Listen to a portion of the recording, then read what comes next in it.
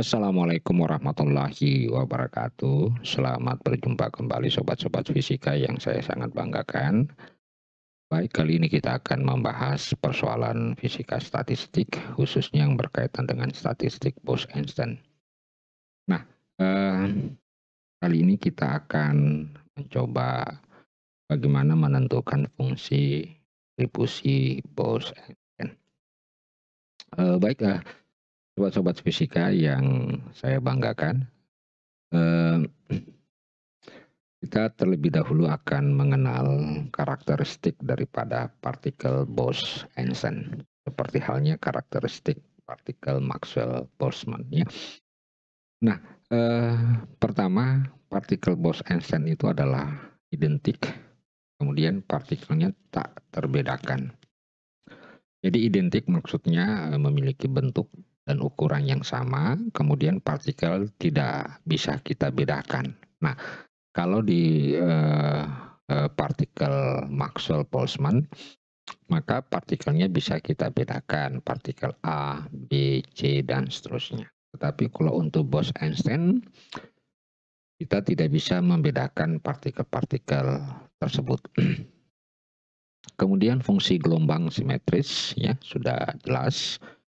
Kemudian tidak ada batas pada jumlah partikel per keadaannya. Ini sama dengan partikel Maxwell-Boltzmann, artinya partikel yang akan menempati setiap sel itu tidak dibatasi. Kemudian berikutnya, jenis partikel untuk, partikel Bose-Einstein disebut sebagai partikel boson. Yang mana itu termasuk partikel boson, yaitu adalah satu foton dalam rongga, jadi foton, kemudian fonon dalam zat padat, dan helium cair pada temperatur yang rendah. Baik, sobat-sobat fisika yang saya sangat banggakan, bahwa apa yang harus kita tentukan terlebih dahulu sebelum kita menentukan fungsi distribusi Bose-Einstein tersebut. Nah, untuk itu yang pertama kita harus menentukan nilai W. Nah, sudah saya jelaskan bahwa W ini adalah banyaknya cara kita menata partikel-partikel tersebut ke dalam tingkat-tingkat energi tertentu. Nah, oleh karena itu untuk merumuskannya, terlebih dahulu saya akan memberikan contoh bagaimana cara penempatan partikel-partikel boson ke dalam tingkat-tingkat energi tertentu. Nah, untuk itu, eh, misalkan kita memiliki ada dua partikel dengan jumlah sel, tingkat keadaan, fungsi keadaan selnya ada 4. Nah, tentu pertanyaannya berapa cara kita menempatkan dua partikel ke dalam 4 sel tersebut. Nah, mekanismenya adalah seperti berikut, saya akan tunjukkan. Nah, caranya pertama, dua partikel itu kita pilih dulu untuk satu-satu. Nah, ini partikel pertama masuk ke sini. Nah, itu adalah satu cara. Kemudian berikutnya ini ada dua cara. Yang berikutnya ini ada 3 cara. Jadi sudah 3, kemudian berikutnya ada 4 cara, dan yang berikutnya ada 5 cara. Nah, yang berikutnya adalah 6 cara. Nah, sesudah setiap sel 1 kita isi, maka berikutnya bisa terisi 2. Nah, ini sudah 7 cara, dan berikutnya 8 cara, berikutnya 9 cara, berikutnya adalah 10 cara. Maka kita mendapatkan untuk ini adalah sebesar berapa? Katakanlah W1 adalah 10 cara. Ya, 10 cara. Jadi saya hapus dulu ini ya. Halangi. Ya. Jadi kita dapatkan di sini W1 sama dengan 10 cara. Nah, selanjutnya kalau misalkan kita memiliki dua partikel dengan 3 sel, berapa cara kita harus menempatkan ke dalam sel-sel tersebut? Nah, dengan cara yang sama tadi, maka bisa kita tempatkan 1 cara, kemudian 2 cara, dan 3 cara. Berikutnya 4 cara, 5 cara, 6 cara. Nah, begitu cara kita menempatkan partikel sehingga kita dapatkan untuk W2 itu sama dengan 6 cara. Selanjutnya kita lihat kalau misalkan kita memiliki 3 partikel dengan jumlah keadaan sel 2, maka berapa cara untuk menempatkannya? Nah, tentu kombinasi 21, 21 ya. Jadi 1 cara, kemudian 2 cara. Berikutnya 3 partikel ya. Berarti sudah 3 cara. Nah, ini berarti kita dapatkan W3 sama dengan 4 cara. Nah, seperti halnya pada Maxwell-Boltzmann, maka tentu ada persamaan yang bersesuaian dengan W1, W2, dan W3. Maka secara rumus ya, untuk menentukan WI ya, itu kita gunakan rumus NI ditambah WI dikurang 1 faktorial, kemudian dibagi NI faktorial, YI dikurang 1 faktorial. Nah, inilah rumus untuk masing-masing cara. Nah, kita coba pilih dulu W1. W1 ya. W1 itu kan N-nya sama dengan 2. 2 ya, ditambah 4 kurang 1 ya, faktorial, kemudian bagi 2 faktorial, kemudian G-nya 4 kurang 1 faktorial. Nah, ini kalau 2 kurang 4 berarti 5 faktorial. Nah, ini 2 faktorial, 3 faktorial. Oke. Sehingga kalau kita cari berarti 5 kali 4 kali 3 faktorial, kemudian 2 faktorial, 3 faktorial ini hilang ya. 2 dibagi 4, 4 bagi 2, 2 ya, kali 5 berarti 10 cara. Berarti betul ya. Jadi kita sudah dapatkan untuk W1 sudah betul. Nah, sekarang kita lihat untuk W2. Kita buktikan lagi untuk W2 N 2-nya adalah 2 ya. G-nya adalah 3, tambah 3 dikurang 1, faktorial. Bagi N-nya 2, kemudian 3 kurang 1, faktorial. Berarti 2 tambah 3 kurang 1 sama dengan 4 faktorial. Nah, ini 2 faktorial, 2 faktorial. Sehingga ini kita bisa tulis 4, 3, 2 faktorial, 2 faktorial, 2 faktorial. Ini hilang. Jadi 4 bagi 2, 2 dikali 3 sama dengan 6 cara. Berarti sama ya. Untuk bahagian kedua. Nah, sekarang kita periksa lagi untuk bahagian yang ketiga. Nah, sehingga kita dapatkan W3, 3 partikel ditambah 2 berarti 3 ditambah 2 dikurang 1 ya. Kemudian 3 faktorial 2, kemudian 2 selnya berarti 1 kurang 1, 2 kurang 1 ya. Berarti ini sama dengan 5 kurang 1, 4 faktorial ditambah 3 faktorial, 1 faktorial. Nah, ini bisa 4 kali 3 faktorial, 3 faktorial, 1 faktorial kan 1. Jadi hasilnya sama dengan berapa? 4 cara. Ya. Berarti persamaan ini untuk setiap kondisi bisa kita gunakan. Nah, nilai W itu belum bisa kita gunakan untuk menjabarkan rumus rumus fungsi distribusi. Nah, oleh karena itu sebagaimana halnya Maxwell-Boltzmann, maka di antara semua cara-cara ini untuk menentukan nilai W maksimum, nilai W yang paling banyak, maka harus dikalikan satu sama lain. Ya, harus dikalikan satu sama lain, yaitu W1 dikali W2 dikali W3 dengan menggunakan rumus ini. Sehingga kita dapatkan persamaan W, ya.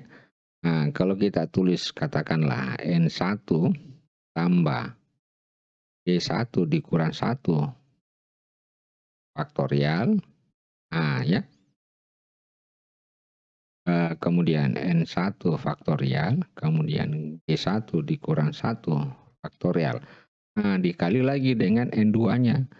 N2 ditambah G2 dikurang 1 faktorial, kemudian N2 faktorial, G2 dikurang 1 faktorial, kemudian N3 ditambah G3 kurang 1 faktorial, ya, N3 faktorial, G3 dikurang 1 faktorial. Ini perkalian dan seterusnya, ya. Itu adalah sebuah perkalian yang yang kita dapatkan. Jadi biasanya kalau perkalian berderet seperti ini bisa ditulis sebagai simbol pi, ya. Kita tulisnya sebagai simbol pi, kita tulis Ni ditambah Gi dikurang 1, dibagi Ni faktorial, Gi dikurang 1 faktorial. Ini simbol pi ini adalah simbol perkalian, ya, simbol perkalian antar suku. Nah, kalau penjumlahan kan tentu sama dengan sigma. Jadi ini perkalian. Kalau penjumlahan menggunakan simbol sigma. Karena ini adalah perkalian antara suku pertama, suku kedua, suku pertama, ya, suku kedua, suku ketiga, maka simbol yang digunakan adalah pi. Nah, baik, apa yang akan kita lakukan? Misalkan ini adalah persamaan 1, apa yang kita lakukan terhadap persamaan 1 ini? Yang pertama, kalau kita perhatikan di persamaan ini, terlihat bahwa sesungguhnya Ni ditambah Gi dikurang 1, ya, terlihat Ni ditambah Gi dikurang 1, ya. Karena ini besar sekali dengan 1, maka kita bisa tulis Ni ditambah Gi dikurang 1 itu abaikan saja angka satunya, sehingga yang muncul Ni tambah Gi, ya, abaikan saja. Nah, sehingga kita dapatkan rumus yang terakhir adalah I itu Ni ditambah Gi faktorial, kemudian Ni dan Gi dikurang 1. Oke. Gi dikurang 1. Nah, kenapa yang bagian Gi-nya kurang 1 kita tidak abaikan? Karena nilai untuk Gi itu bisa saja mendekati 1, ya. Tetapi yang pasti bahwa N itu jumlah partikel, jumlahnya kan banyak, jutaan, bahkan sampai miliaran. Sehingga kalau miliaran dikurang dengan 1, maka kita mengabaikan nilai 1, tetapi untuk pembagi tidak. Nah, apa yang akan kita lakukan terhadap katakanlah persamaan kedua ini? Maka pekerjaan kita adalah melakukan logaritma. Jadi persamaan 2 ini, jadi kalau untuk mendapatkan persamaan 2 ini, di logaritma naturalkan ya. Nah, di logaritma naturalkan. Jadi persamaan 2. Jadi persamaan 2 kita logaritma naturalkan sehingga kita dapatkan kalau misalkan ln W. Nah, karena ini adalah model perkalian.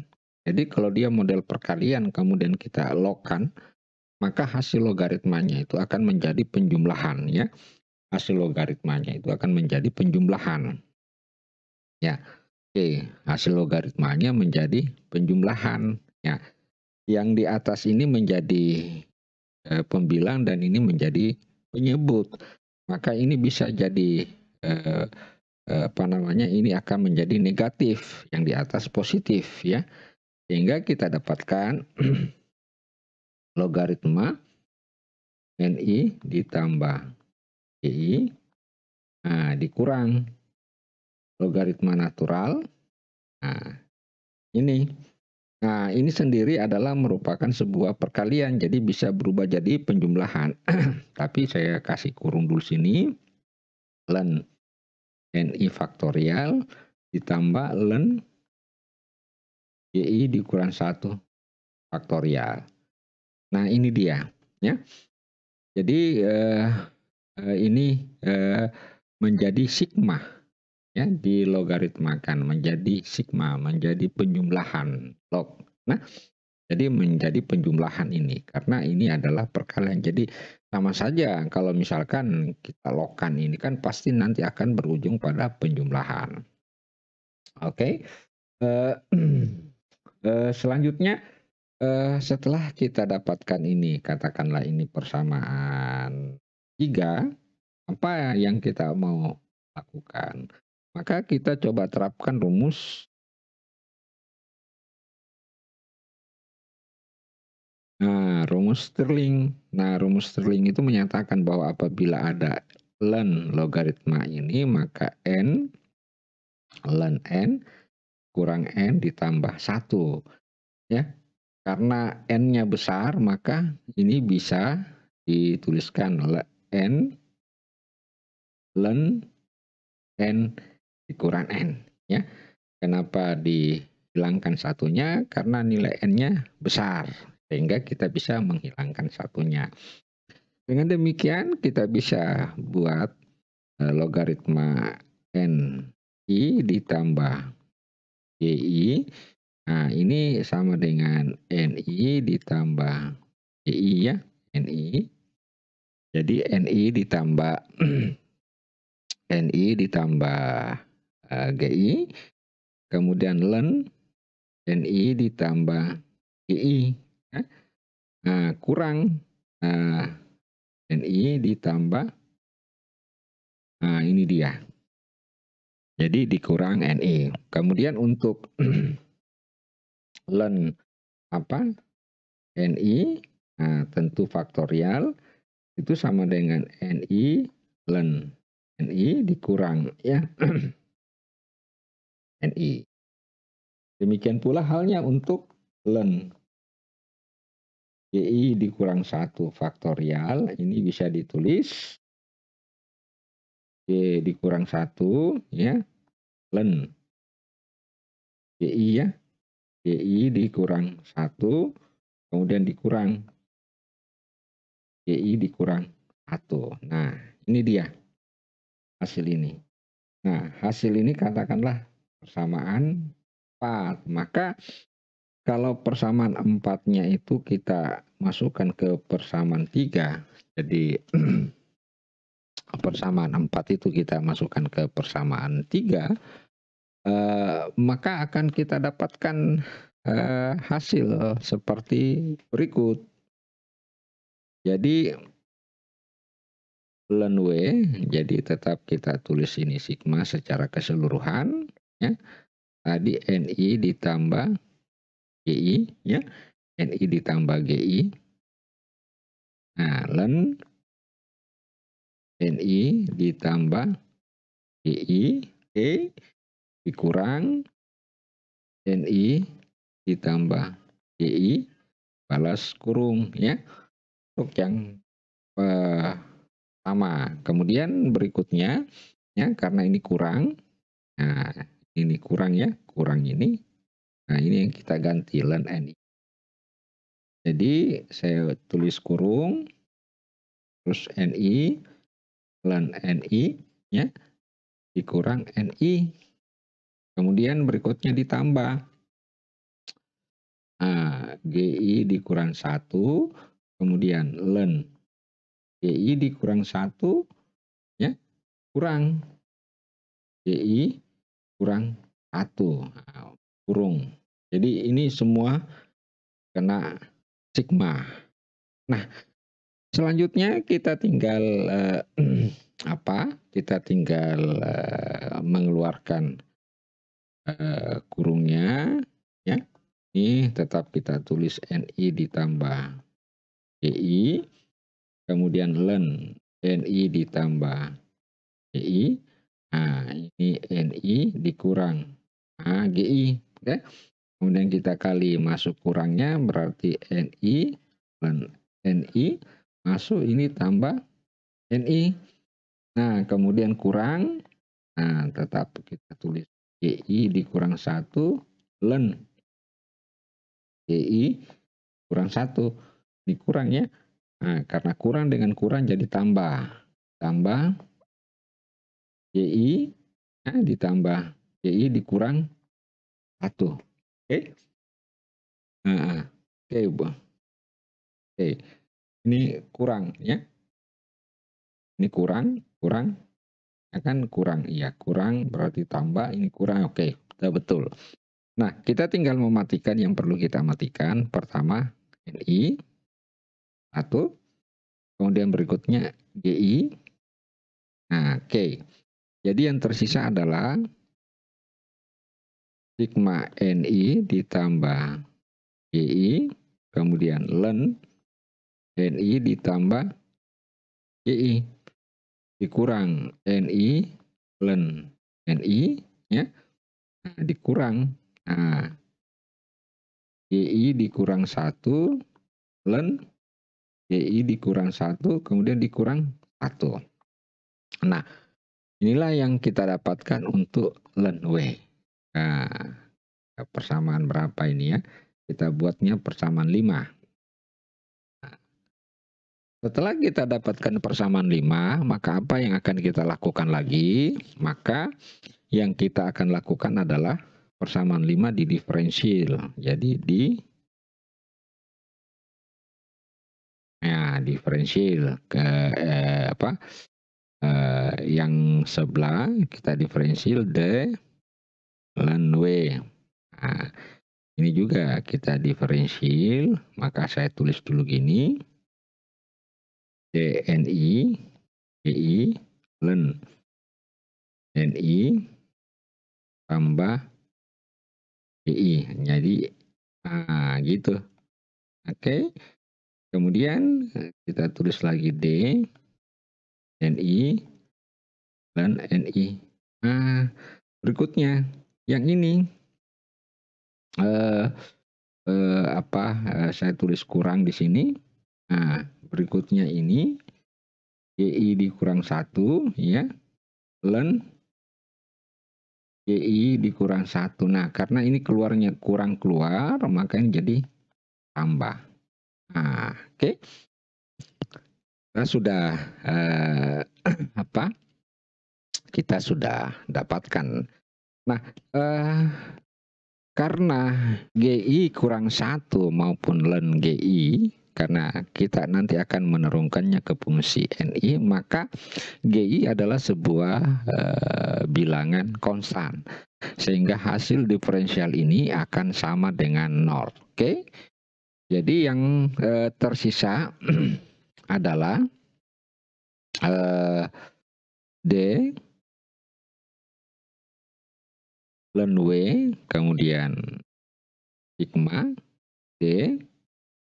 Nah, yang tersisa adalah DNI ditambah GI kurung, kemudian len NI ditambah GI, ya, dikurang D NI len NI. Nah, tinggal ini yang tersisa. Nah, turunan daripada D ln W itu kan, ln W adalah sebuah banyaknya cara, berarti dia adalah konstanta. Tentu ini adalah sama dengan 0. Nah, sekarang kita turunkan ini ya ke NI. Nah, ini kan menggunakan rumus apa? Rumus U kali V karena perkalian. Jadi kita turunkan dulu ini, turunan ke NI ini adalah 1. Sehingga kita hanya dapatkan GI ln EI ditambah GI, nah, ditulis DNI. Oke. Kemudian kita turunkan ini lagi ya. Kita turunkan bagian ini, maka ini yang jadi konstan. Sehingga kita tinggal jumlahkan turunan logaritma natural adalah per NI ditambah GI. Kemudian tinggal dikali dengan NI ditambah GI DNI. Oke. Nah, kurang ya. Ini turunkan NI-nya, maka kita dapatkan LNI DNI, kemudian turunkan lagi ini ya. Kurang tambah ya. Tambah seharusnya, tapi karena ini kurang berarti jadi kurang. Nah, tentu seper NI DNI. Oke. Nah, makanya kita tinggal menyederhanakannya, kita dapatkan GI ln NI ditambah GI DNI. Nah, nilai ini kan sama dengan 1, yaitu DNI kurang ln NI DNI ini juga kurang, tinggal sama dengan 1, tinggal DNI, sehingga ini bisa dicoret ya. Sehingga kita dapatkan, kita tukar sigma GI ln NI ditambah GI dikurang ya ln ada DNI ya, enggak apa-apa, ln NI ya ln NI, kemudian saya kurung di sini, kemudian saya keluarkan DNI sama dengan 0. Nah, kita simpan dulu ini sebagai persamaan berapa ya? 5, berarti persamaan 6. Oke. Mudah-mudahan sudah bisa dimengerti sampai sampai di persamaan 6 tersebut. Nah, selanjutnya apa yang akan kita lakukan? Nah, kita melihat sebuah hukum kekekalan energi bahwa apabila DNI itu sama dengan 0 ya. Kemudian kalau saya tulis EI, DNI juga sama dengan 0. Mengapa demikian? Saya tulis dulu ini persamaan 7 ya. Tadi ini persamaan 8. Mengapa demikian? Karena sigma NI itu adalah N. Oke? Sigma N itu adalah N. Sehingga kalau ini saya turunkan DNI, maka ini DN ya. Karena ini adalah sebuah konstanta, turunan ke N adalah sebuah konstanta, maka nilai ini sama dengan 0. Demikian pula halnya pada saat kita tulis NI, EI kali NI itu tak lain adalah jumlah energi total ya. N molekul dikali energinya sama dengan, sehingga kalau ini juga kita turunkan EI DNI, maka DE, maka ini juga sama dengan 0. Kenapa? Karena E adalah sebuah nilai konstanta. Sehingga hasilnya seperti ini. Oke. Nah, lalu apa lagi? Kita akan coba persamaan 7 ya dikali dengan min alfa ya. Kemudian persamaan 8 dikali dengan minus beta. Oke. Dikali dengan minus beta ya. Nah, sehingga saya tulis di sini saja dulu. Hapus dulu ini. Nah, ya. Nah, sehingga dengan demikian bisa kita tulis sigma minus alfa DNI sama dengan 0.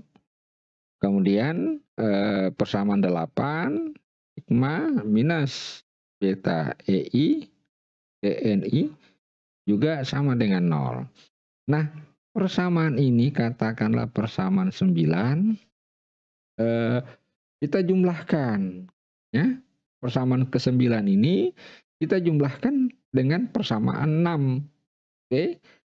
Sehingga kita dapatkan seperti ini. Jadi saya tulis alfa DNI sama dengan 0, sigma beta EI DNI sama dengan 0. Nah, kita jumlahkan dengan yang persamaan 6 tadi, ya. Persamaan 6 tadi. Jadi GI sama dengan GI ln NI-nya. Jadi kita jumlahkan GI, hapus dulu ini, ln NI ditambah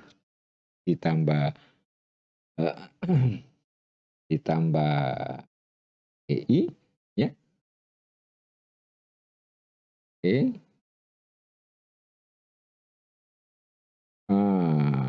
Ini ada yang kesalahan di sini. Saya lihat dulu kenapa muncul GI. Kenapa bisa GI? Ya. Kenapa bisa GI muncul? Pada saat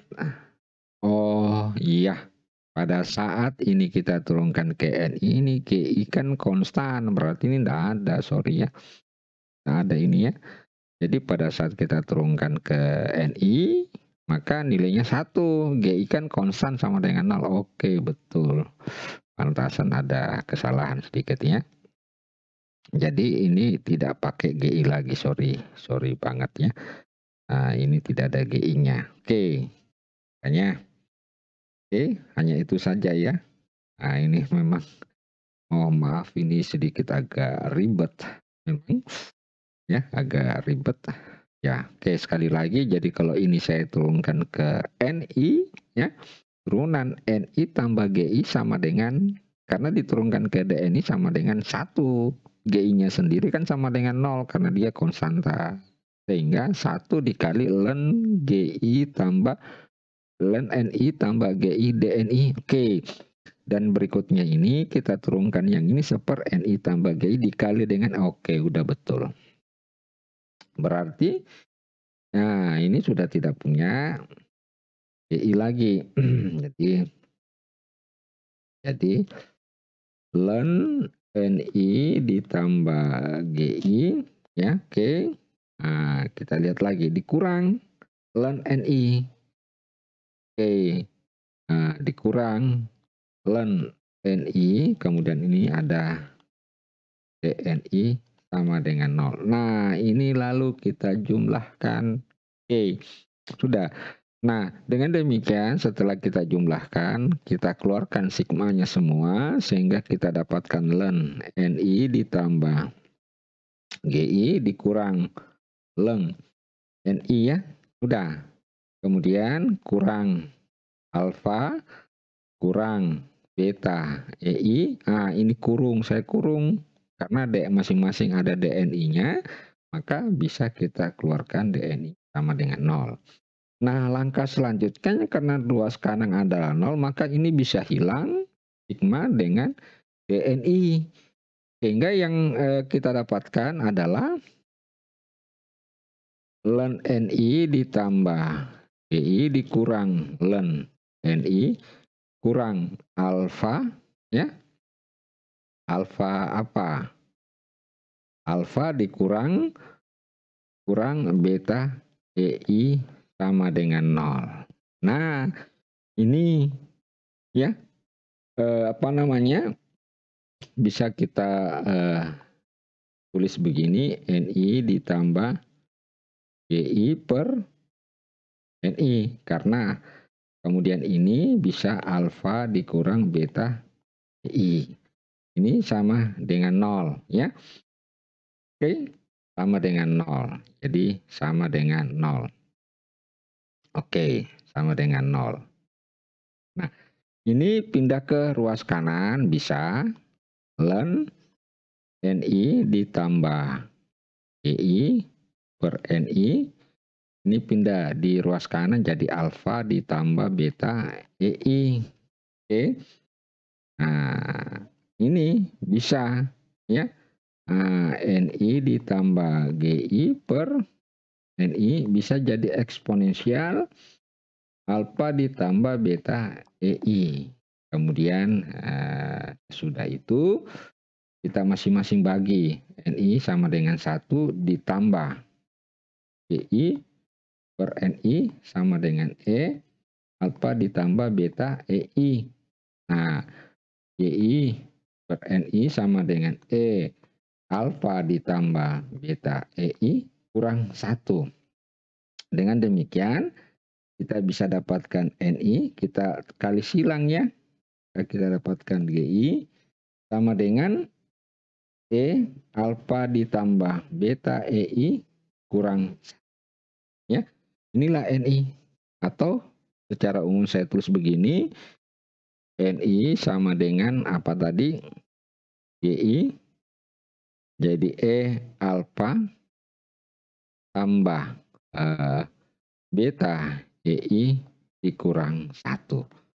Ini yang kita sebut dengan fungsi distribusi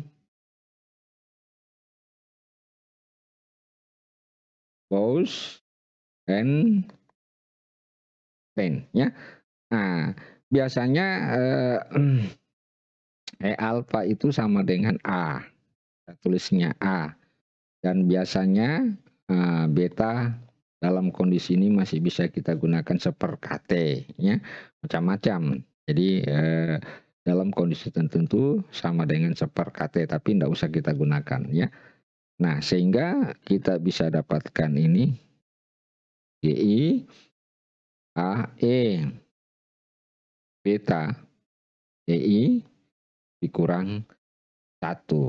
Beta EI dikurang 1. Nah, yang bahagian ini biasa kita sebut dengan fungsi statistik Maxwell-Boltzmann beta EI dikurang beta EI dikurang 1.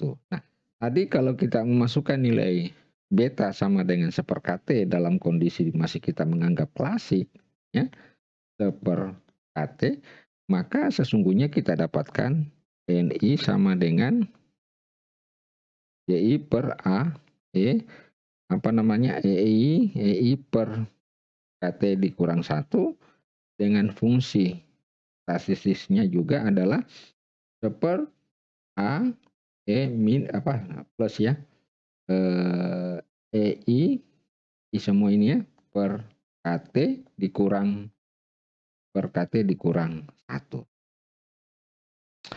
Nah, inilah sobat-sobat fisika fungsi distribusi Bose-Einstein yang akan yang telah kita turunkan, dan semoga penjelasan ini memberikan manfaat bagi sobat-sobat fisika. Dan yang ada tadi kesalahan, saya mohon maaf ya. Itu hanyalah sebuah kesalahan kekeliruan yang terjadi, tetapi alhamdulillah kita bisa atasi ya, bisa kita ketahui dengan cepat. Dan semoga penjelasan ini memberikan manfaat yang sebesar-besarnya dan utamanya memberikan keberkahan bagi kita semua. Mohon maaf atas segala kekurangan dan kehilafan. Dan saya akhiri sekian. Wassalamualaikum warahmatullahi wabarakatuh.